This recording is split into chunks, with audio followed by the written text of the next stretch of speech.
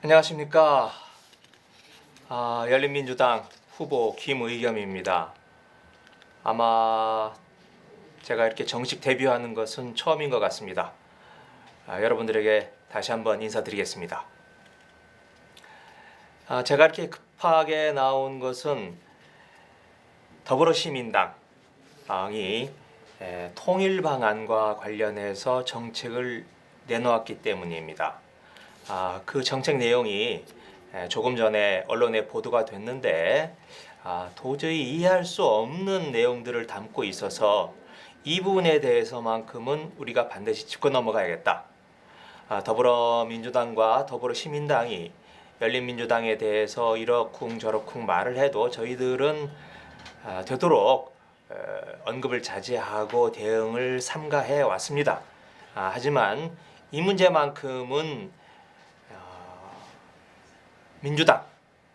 민주당 오랜 역사를 지닌 민주당의 역사에서 그냥 넘길 수 없는 문제이기에 저희들이 한번 짚어봐야겠다 싶어서 급하게 제가 이 자리에 앉게 됐습니다.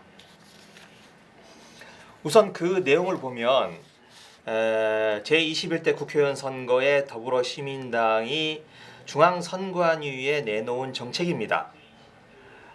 10가지 정책을 내놨는데 그중 제목이 한반도 좋은 이웃국가 정책 이런 제목입니다. 통일 외교, 통상 국방 분야에서 이런 제목으로 정책을 내놨습니다. 그 주요한 내용을 보면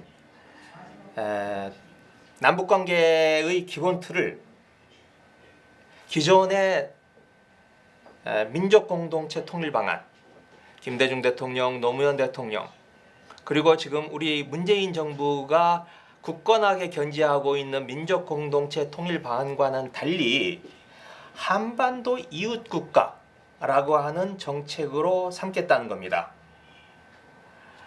통일의 대상, 같이 함께 살아가야 할 형제, 통일이 아니라 담장을 두고 있는 성이 다른 혈연 관계가 아닌 이웃으로 두겠다라고 하는 겁니다. 아무리 좋은 이웃, 친한 이웃이라도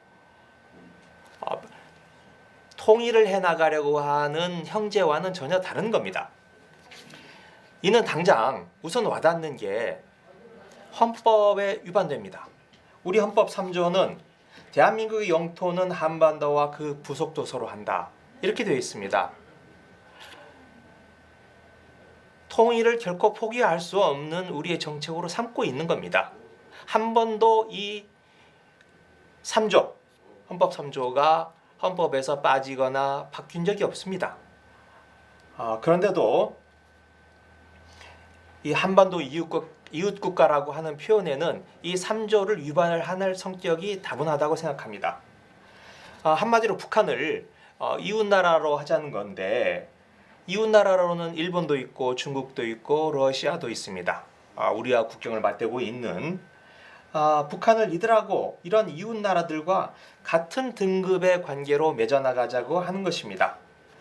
통일의 염원을 포기하고 두 개의 나라, 두 개의 체제 이 현재의 상태를 그냥 그대로 이어가자고 하는 건데 이는 지금 중국이 홍콩과의 관계를 어떻게 맺어나가고 있습니까? 일국 양제로 맺어나가고 있습니다. 서로 자본주의, 사회주의, 체제는 달라도 일국이라고 하는 틀을 포기하지 않고 있습니다. 대만에 대해서도 마찬가지입니다. 저는 이 더불어시민당의 정책을 보면서 어떤 한 장면이 떠올랐습니다. 2018년 9월 19일 문재인 대통령이 평양의 능라도 경기장에서 15만 북한 주민을 앞에 두고 하신 말씀입니다. 하신 연설입니다. 우리는 5,000년을 함께 살아왔고 70년을 헤어져 살았습니다. 저는 그 말을 듣는 순간 좌르르 전율이 흘렀던 기억이 아직도 남아 있습니다. 그런데 그런 감동이 아직도 우리에게 살아있는데 더불어시민당의 이런 발상은 어디에서 나온 것인지 참으로 이해하기 어렵습니다. 더 놀라운 건 더불어시민당 쪽의 이 정책이 우리 문재인 정부와 달리 강경한 대북 정책을 천명하고 있다는 것입니다. 더불어시민당이 내놓은 안을 그대로 한번 읽어보면 평화를 위협하는 행동에는 모든 수단으로 대응하겠다는 의지를 보여줘야 한다. 북한의 행동에 비례해 대응하고 현재의 안보훈련 이상도 가능함을 밝히며 대화에 나서도록 촉구하겠다. 이런 내용을 담고 있습니다. 문재인 대통령 지난 3년 동안 얼마나 노심초사했는지 제가 대변인으로 모시면서 그 절박함과 아슬아슬한 순간을 옆에서 지켜보았습니다. 대통령께서 항상 하시던 말씀이 유리그릇 다루듯 조심조심 다뤄야 된다라는 표현을 자주 쓰셨습니다. 그렇게 까다로운 남북관계, 그리고 어찌 보면 정말 한신이 그 깡패의 가량이를 지나가는 그 굴욕을 무릅쓰고도 남북관계와 한미관계를 유지해 왔습니다. 그렇게 다뤄왔습니다. 그러면서 한미 매파들의 반대에도 불구하고 어렵사리 한미 군사훈련 연기하거나 축소해 왔습니다. 또 2018년 평양의 남북 정상회담에서는 9.19 남북 군사합의를 통해서 어렵사리 한반도에 군축을 가져오고 여러분 비무장지대에서 북한의 초소 폭파한 장면 아직도 생생하지 않습니까? 그런데도 그렇게 어렵게 한반도의 군축에 합의하고 한반도 평화의 기틀을 마련해 왔습니다. 그런데 더불어시민당이 지금 주장하는 대로라면 북한의 행동에 비례해 대응하고 눈에는 눈, 이에는 이로 맞서자는 거 아니겠습니까? 우리의 그동안 해왔던 전략적 인내 어디로 갑니까? 이렇게 되면 다시 한반도 상공에는 미군의 전략적 폭격기가 나르고 한반도 해상에는 거대 항공모함이 오면서 한반도가 다시 전신 상태로 돌아가게 됩니다. 또 남북이 철도를 연결해서 우리의 물자와 우리의 인력이 러시아로 유럽으로 가고자 했던 그 공동 번영의 꿈은 어디로 사라져가는 겁니까? 이게 과연 정녕 문재인 정부를 뒷받침하려는 정당인지 의심하지 않을 수가 없습니다. 더불어시민당 한번 스스로를 돌아보기 바랍니다. 이 자신들이 내놓은 정책이 우리나라의 민주주의를 지켜오고 남북 평화를 추구해온 지난 70년, 80년 민주당의 역사의 뿌리를 흔들고 있는 건 아닌지 다시 한번 자성해 주시기 바랍니다. 더불어시민당의 이 내놓은 정책이 왜 그런지 그 배경을 이해할 수 있는 대목이 없지는 않습니다. 이런 대목이 있습니다. 우리나라에도 분단을 전혀 불편해하지 않는 세대가 점점 인구 구성의 대다수를 차지해가고 있다. 이런 인구 구성의 변화를 정책 변화의 이유로 들고 있습니다. 전혀 이해를 할 수 있습니다.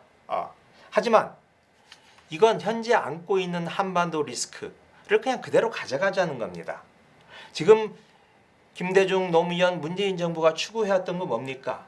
그 일촉즉발에 우리가 너무나 오랜 분단의 세월을 살아오면서 둔감해진 그 안보 위기, 이게 언제든지 깨질 수 있다는 것, 세계 정세 속에서 우리의 의지와는 무관하게 깨질 수 있다는 것을 우리는 바깥 세상을 통해서 충분히 알 수 있습니다. 그런 불안 요소를 완전히 제거하고 섬처럼 갇혀있는 우리 경제, 성장의 위기에 도달한 우리 경제를 남북이 협력하고 화해하고 평화를 통해서 대륙으로 뻗어나가면서 우리의 성장을 펼쳐나가고 우리 미래 세대에게 먹거리를 제공하고자 하는 우리의 꿈, 이걸 포기해버리자는 이야기와 다르지 않다고 생각합니다. 또 이런 이야기도 있습니다. 그동안 남북관계를 담당하던 통일부를 없애고 안보, 경제, 사회적 교류를 담당한 전문 기구로 분할하자, 이런 안도 들어 있습니다. 남북관계 대단히 총체적이고 외교적이고 전략적인 고려가 필요한 대목입니다. 통일부 한 부처에서 다루고 있지 않습니다. 대통령께서 직접 관할하고 있습니다. 외교부, 통일부, 국정원, 모두, 국방부 모두 다 불러서 남북관계와 한미관계를 다루고 있습니다. 그런데 그런 그 기능을 안보, 경제, 사회 다 뿔뿔이 흩어져서 각자 다룬다면, 그렇게 기능적으로 다룬다면, 안 그래도 지금 어려운 이 남북관계와 한미관계, 북미관계 어떻게 풀어나가자고 하는 것인지 너무나 협소한 시각으로 이 문제를 바라보고 있다라고 생각을 합니다. 재고해 주시기 바랍니다. 더불어시민당. 그리고 문재인 정부의 성공, 문재인 대통령이 진심으로 바라는 게 무엇인지 다시 한번 살펴보시기 바랍니다. 고맙습니다.